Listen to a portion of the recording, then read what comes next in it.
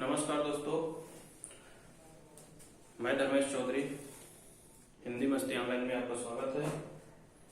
हम पढ़ रहे थे समास। तो समास हमारा समाप्त हो गया है, रस भी समाप्त हो गया है, लगभग 2 चैप्टर समाप्त हो गए हैं। अब हम आज तीसरे चैप्टर के बारे में बात करेंगे। तीसरा चैप्टर होगा हमारा संधि। तो आज हम पढ़ने वाले हैं संधि। आइए संधि के बारे में बात करते हैं। संधि का मतलब क्या होता है? संधि का मतलब होता है कि मेल। संधि का मतलब होता है मेल, मतलब कि दो पदों का मेल। दो पदों का मेल ही संधि है। संधि का मतलब होता है मेल। मेल संधि का मतलब होता है मेल, यानी दो पदों का मेल। दो पदों का मेल। संधि का मतलब होता है दो पदों का मेल। अगर बात की जाए संधि कितने प्रकार की होती है, तो संधि प्रायः 3 प्रकार की होती है। कितने प्रकार की होती है? 3 प्रकार की। जो संधि है, संधि प्रायः 3 प्रकार की होती हैं। 3 प्रकार की होती हैं। 3 प्रकार की होती हैं। संधि जो है वो प्रायः 3 प्रकार की होती हैं। कौन कौन सी? पहला है स्वर संधि। स्वर संधि। दूसरा है व्यंजन स्वर संधि। व्यंजन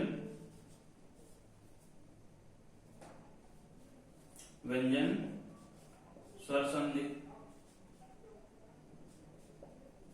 और दूसरा है तीसरा है विसर्ग संधि। कौन सा? विसर्ग स्वर संधि। स्वर संधि। तीसरा है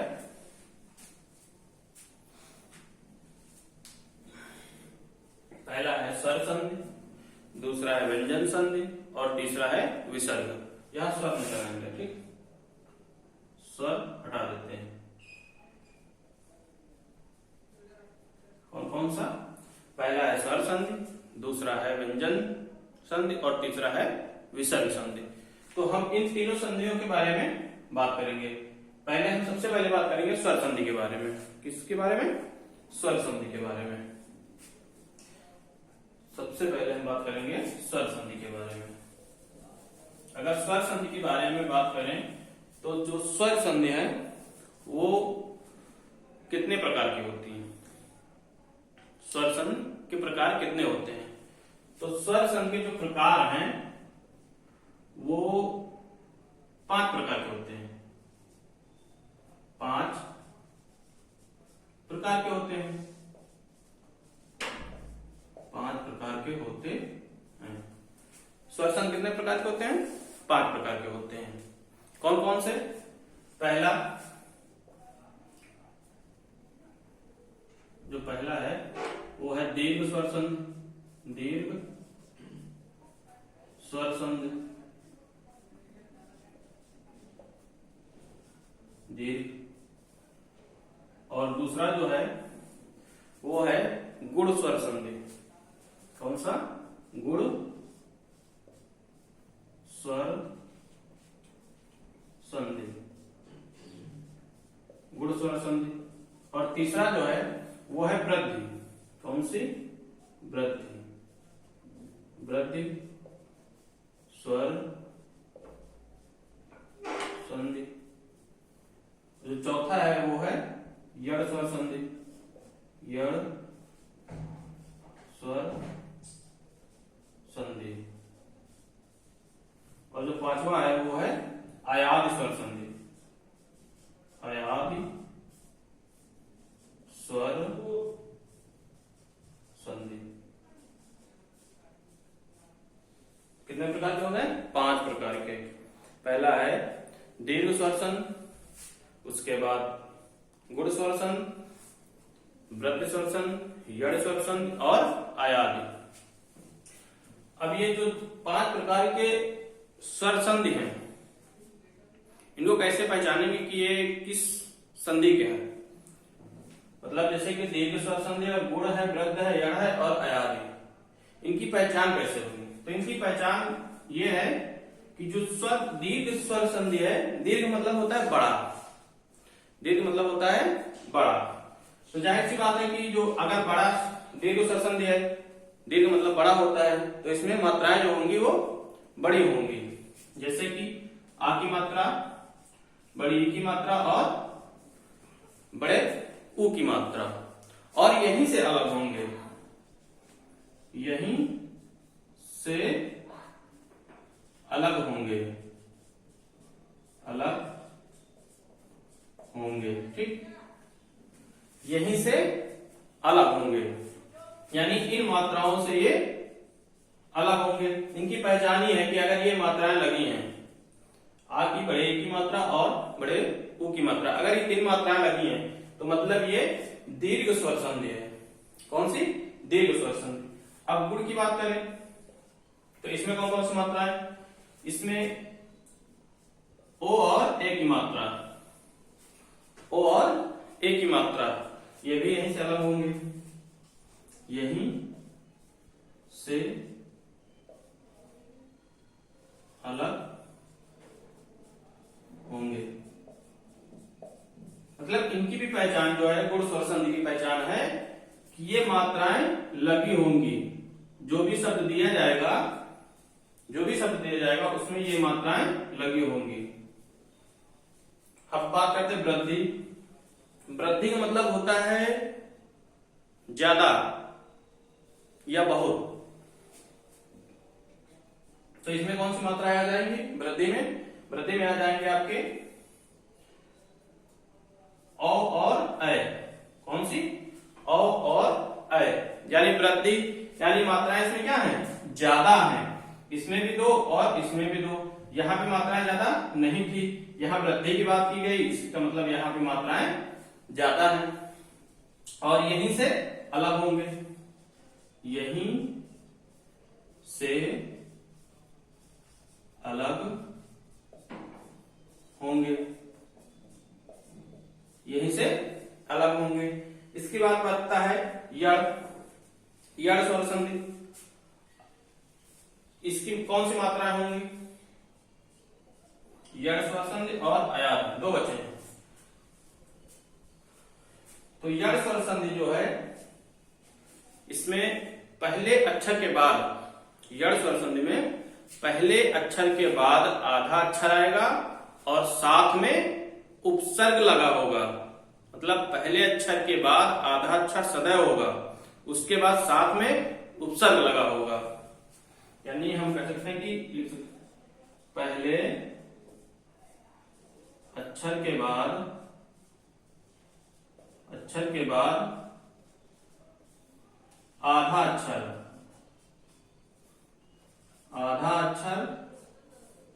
साथ में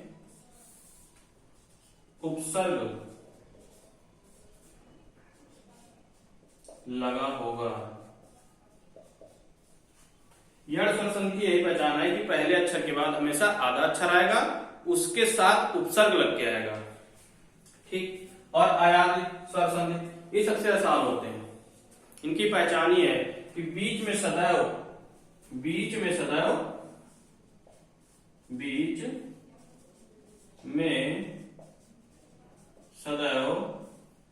या और वा आएगा, या और वा, ये 2 शब्द आएंगे। आयात में हमेशा या और वा शब्द आएगा। अगर ये बीच में है किसी शब्द के, इसका मतलब है कि ये आयात स्वर संधि है। तो ये हमारे 5 प्रकार के संधियां हो गए। शायद ये आयात स्वर संधि नहीं दिख रहा है। आयात स्वर संधि हम ऊपर लिख देते हैं, आयात स्वर संधि हम ऊपर लिख देते हैं। आइए,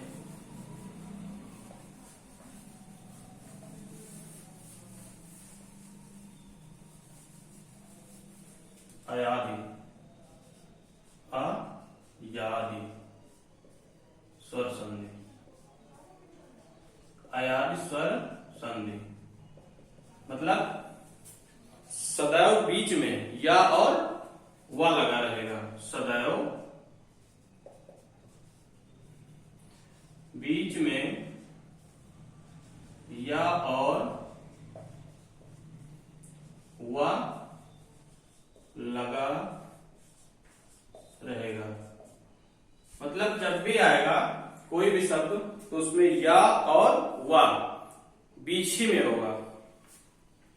तो ये स्वर संधि के भाग हम पढ़ लिए। स्वर संधि के भाग कितने प्रकार के होते हैं, कितने भाग हैं, मतलब 5 भाग हैं। कौन कौन से? एक है आपका दीर्घ यानी बड़े मात्राओं वाली, और दूसरा है गुण जिसमें ओ और ए की मात्रा आती है।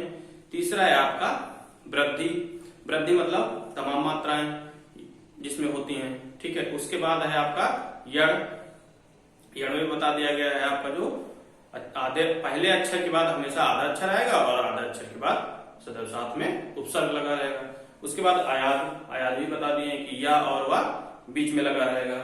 तो ये 5 प्रकार की स्वर संधि के भाग थे। अब हम बारी बारी से सारे भागों को पढ़ेंगे, बारी बारी से सारे भागों के बारे में जानकारी ले लें, ठीक। तो पहला कौन सा था? पहला था दीर्घ स्वर संधि। कौन सा था? दीर्घ स्वर संधि। कौन था? दीर्घ स्वर संधि। पहला था दीर्घ स्वर संधि। दीर्घ स्वर संधि में कौन सी मात्राएं थी? दीर्घ स्वर में बड़ी मात्राएं थी। कौन सी मात्राएं थी? बड़ी मात्राएं, मतलब ये वाली मात्राएं। ये तीनों मात्राएं अगर लगी हैं किसी भी शब्द में तो मान समझ लो कि ये दीर्घ स्वर संधि है। इसमें इसका जो सूत्र होता है आ प्लस आ प्लस आ बराबर बड़ा आ प्लस आ बराबर बड़ा आ। ये जो बड़ा आ, ये मतलब ये वाली जो मात्रा लगी, ये वाली मात्रा है। जो बड़ा आ है इसमें कौन सी मात्रा लगी? ये आ की मात्रा लगी, मतलब आ प्लस आ बराबर बड़ा आ। तो इसमें 2 पद होते हैं, एक होता है आपका बायां पद, एक होता है बायां पद और एक होता है दायां पद। पद कितने होते हैं? पद होते हैं 2 प्रकार के, एक होता है बायां पद और एक होता है दायां पद। दायां पद और बायां पद यानी दोनों पदों के जो अर्थ है वो सार्थक अर्थ होंगे। क्या होंगे? सार्थक अर्थ, सार्थक अर्थ। यानी बायां पद का भी सार्थक अर्थ और दायां पद का भी सार्थक अर्थ, सार्थक अर्थ। बायां पद और दायां पद दोनों सार्थक अर्थ होंगे। चलो अब हम दीर्घ स्वर संधि के कुछ उदाहरण देखते हैं। दीर्घ स्वर संधि के कुछ उदाहरण देखते हैं इस सूत्र पे, यानी पहले वाले सूत्र पे। पहले वाले सूत्र के कुछ उदाहरण लेते हैं। जैसे कहा जाए कि चरणामृत, चरणामृत, चरणामृत। तो चरणामृत में कौन सी संधि है? चरणामृत में दीर्घ स्वर संधि है। मतलब ये मात्रा, जो ये वाली मात्रा है, ये वाली यानी पहली मात्रा जो आ की मात्रा लगी, ये तो यहीं से ये अलग हो जाएंगे, इनके 2 पद अलग हो जाएंगे, यानी चरणामृत यहीं से अलग हो जाएगा। इसका मतलब हो जाएगा ये चरण धन अमृत। क्या हो जाएगा? चरण धन अमृत, चरण धन अमृत। अब इसे कहा जाए कि शब्दार्थ, शब्दार्थ, शब्दार्थ। शब्दार्थ का संधि विच्छेद करिए। जैसे शब्दार्थ का, तो यहां से अलग होगा। मात्रा कहां लगी है? ये यहां पे लगी है, इस वाली मात्रा से। यानी क्या हो जाएगा? शब्द धन अर्थ, यानी शब्द धन अर्थ, शब्दार्थ। मतलब इस मात्रा के बारे में बात कर रहे हैं हम, पहली वाली मात्रा के बारे में। ठीक, इसके उदाहरण ले रहे हैं। इसके बाद जैसे कहा जाए रामारी, रामारी, रामारी। रामारी मतलब होता है कि जो, जैसे कि कहा जाए कि रामारी, रामारी को अगर अलग करेंगे तो क्या हो जाएगा? राम धन अरि। अरि माने होता है शत्रु। क्या होता है? शत्रु। अरि माने होता है शत्रु। अरि माने होता है शत्रु। यानी तो राम का शत्रु कौन है? रावण। तो पर्यायवाची किसकी हो गई? रावण की पर्यायवाची हो गई। रावण की पर्यायवाची हो गई। जो रामारी है वो रावण की पर्यायवाची है। राम धन अरि, अरि माने होता है शत्रु। तो राम का शत्रु कौन है? रावण। इसके बाद जैसे कहा, एक और ले लेते हैं, जैसे कहा जाए शरणार्थी, शरणार्थी, शरणार्थी। इसको अलग करेंगे तो क्या हो जाएगा? शरण धन अर्थी। ये हो जाएगा शरण धन अर्थी, शरणार्थी। अर्थी, अर्थी माने होता है आने वाला। अर्थी मतलब होता है आने वाला। अर्थी का मतलब होता है आने वाला। शरणार्थी यानी जो शरण में आने वाला हो उसको बोलते हैं शरणार्थी। यानी जो शरण में आने वाला हो। अर्थी मतलब होता है आने वाला। जैसे कहा जाए कि और है कुछ उदाहरण, शिवायन। शिवायन में कौन सी संधि है? तो शिवायन में दीर्घ स्वर संधि है। शिवायन, शिवायन, शिवायन। शिवायन में कौन सी संधि? तो शिवायन में दीर्घ स्वर संधि है। इसको अलग करेंगे कैसे हो जाए? जैसे इसको अलग करेंगे शिवायन को, तो ये हो जाएगा शिव धन आयन। शिव धन आयन। आयन मतलब क्या होता है? आयन मतलब होता है स्थान। इसका मतलब है स्थान। शिवायन यानी शिव के बैठने का जो स्थान उसको बोलते हैं शिवायन। शिव के यानी शंकर जी के बैठने का स्थान क्या है? शिवायन। शिव धन अयन। अयन मतलब होता है स्थान। तो सीधी सी बात है, शिवायन का मतलब शिव जी के बैठने का स्थान। इसके बाद कुछ और उदाहरण है, उनको देखते हैं। जैसे कहा जाए दैत्यारी, दैत्यारी, दैत्यारी। इसको अलग करेंगे क्या हो जाएगा? दैत्य धन अरि। अरि माने बता दिए, अरि माने होता है शत्रु। दैत्यो जो मतलब राक्षसों का शत्रु कौन है? राक्षसों का वध कौन करता है? इंद्र करते हैं। तो जो दैत्यारी है ये इंद्र की पर्यायवाची है। इंद्र की पर्यायवाची है दैत्यारी। दैत्यारी इंद्र की पर्यायवाची है। जैसे कहा जाए वेदांत, अगला है वेदांत। इसको अलग करिए तो क्या हो जाएगा? वेद धन अंत। वेद धन अंत, वेदांत। वेद धन अंत। और लेते हैं जैसे कहा जाए पुष्पावली, पुष्पावली, पुष्पावली। पुष्पावली को अलग करिए तो ये हो जाएगा पुष्प धन अवली। अवली मतलब होता है पंक्ति या कतार, पंक्ति या कतार। इसका मतलब होता है पंक्ति या कतार, पंक्ति या कतार। यानी अवली मतलब होता है पंक्ति या कतार। पुष्पावली यानी अवली का मतलब होता है पंक्ति या कतार।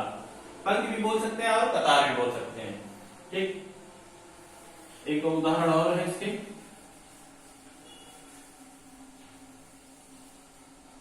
जैसे कहा जाए अन्ना भाव, अन्ना भाव, इसको अलग करेंगे, ये भी यहीं से अलग हो जाएगा, इस वाली मात्रा से, पहली वाली मात्रा से पढ़ रहे हैं फिर। ठीक, तो यहीं से अलग हो जाएगी। क्या हो जाएगा? अन्य धन अभाव, अन्नाभाव, अन्य धन अभाव। अभाव मतलब होता है कमी, सीधी सी बात। अन्न मतलब होता है कमी, क्या होता है? कमी या निर्धन कह सकते हैं, कमी या निर्धन। ठीक, अन्नाभाव यानी अभाव मतलब होता है कमी या निर्धन, कमी भी कह सकते हैं और निर्धन भी कह सकते हैं। जैसे कहा जाए रामायण, रामायण, तो इसको अलग करेंगे, क्या हो जाएगा? राम धन अयन, राम धन अयन यानी रामायण, राम धन अयन। जैसे कहा एक और है सूर्यास्त, सूर्यास्त, सूर्यास्त, सूर्यास्त का संरक्षण करेंगे, क्या हो जाएगा? सूर्य धन अस्त, सूर्य धन अस्त। अस्त माने क्या होता है? अस्त माने होता है डूबा, डूबा हुआ। अस्त माने होता है डूबा हुआ या डूबना, दोनों कह सकते हैं। अस्त मतलब डूबा हुआ या डूबना।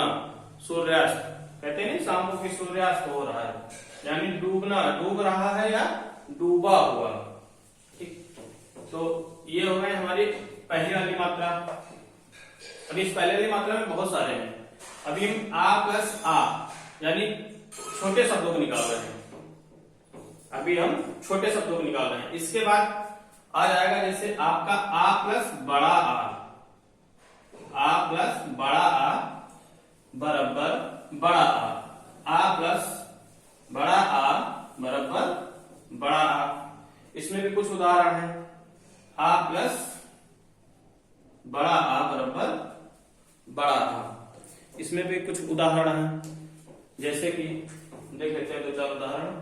इसमें जैसे कहा जाए कि सत्याग्रह, सत्याग्रह, सत्याग्रह, इसको अलग कैसे करेंगे? पहला जो है वो छोटा आ है और दूसरा जो है वो बड़ा आ है, तो सीधी सी बात है जो बायां पद होगा वो छोटा होगा और जो दायां पद होगा वो बड़ा होगा। जैसे सत्याग्रह, तो क्या हो जाएगा? इसको अलग करेंगे तो क्या हो जाएगा? सत्य, अलग तो यही से होगा, अलग तो इसी मात्रा से होगा ना। सत्य यानी बायां पद छोटा, यानी छोटा आ है तो बायां पद छोटा और दायां पद बड़ा हो जाएगा। सत्य धन अग्रह नहीं होगा इस बार, ये क्या है? दायां पद बड़ा है तो ये हो जाएगा आग्रह। आग्रह, आग्रह का मतलब क्या होता है? हट, हट। आग्रह का मतलब होता है हट या प्रार्थना, हट करना या प्रार्थना करना। सत्याग्रह, सत्य धन आग्रह। जैसे कहा जाए चरणायुध, चरणायुध, इसको अलग करेंगे तो चरणायुध को क्या हो जाएगा? अलग करेंगे तो चरण धन, दायां पद क्या हो जाएगा? बड़ा हो जाएगा, आयुध, बड़ा पद बड़ा हो जाएगा, दायां पद बड़ा हो जाएगा।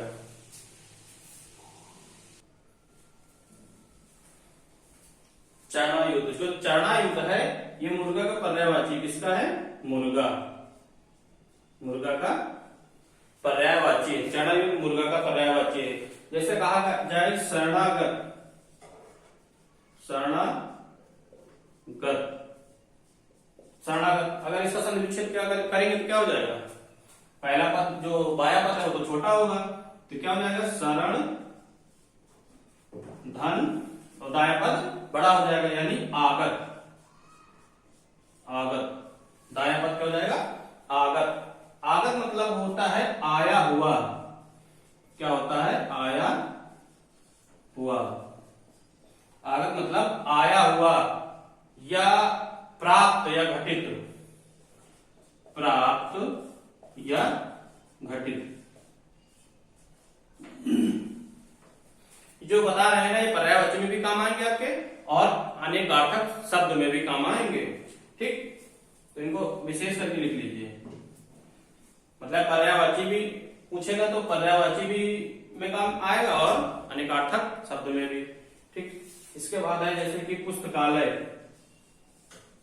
पुस्तकालय, ये काफी बार पूछा जा चुका है। पुस्तकालय, पुस्तकालय, अगर पुस्तकालय को अलग करेंगे क्या हो जाएगा? पुस्तक, पुस्तक धन आलय, आलय मतलब घर। जहां पुस्तकालय, जहां पुस्तक रखे जाते हैं उसको बोलते हैं पुस्तकालय।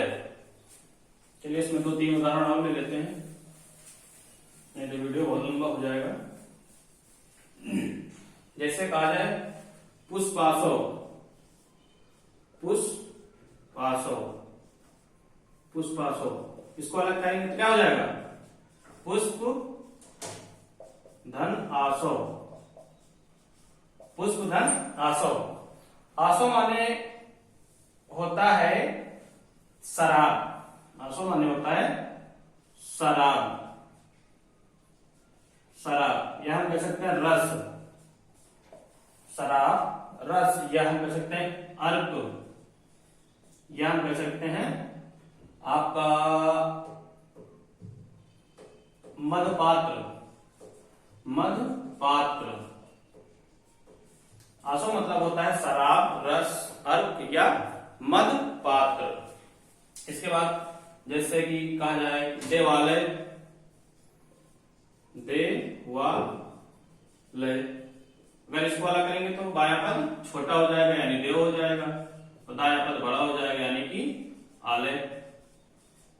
आलय का मतलब बता ही दिए हैं। इसके बाद जैसे कि है आपका परमात्मा, परमात्मा, परमात्मा। ठीक, क्या हो जाएगा? परम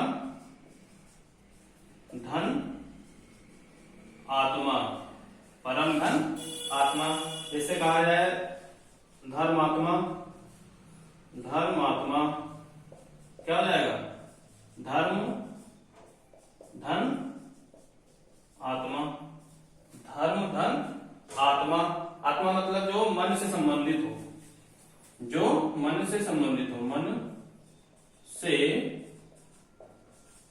संबंधित हो, मन से संबंधित हो। तो आज के लिए बस इतना ही। अगले वीडियो में हम पढ़ेंगे कि बायां पद बड़ा और दायां पद छोटा। अभी इसके कई सारे भाग हैं, अभी तो ये सिर्फ पहला सूत्र है आ की मात्रा का। अभी बड़ी और बड़े उ की मात्रा के भी उदाहरण हम पढ़ेंगे। ठीक, आज के लिए इतना ही। धन्यवाद, नमस्कार दोस्तों।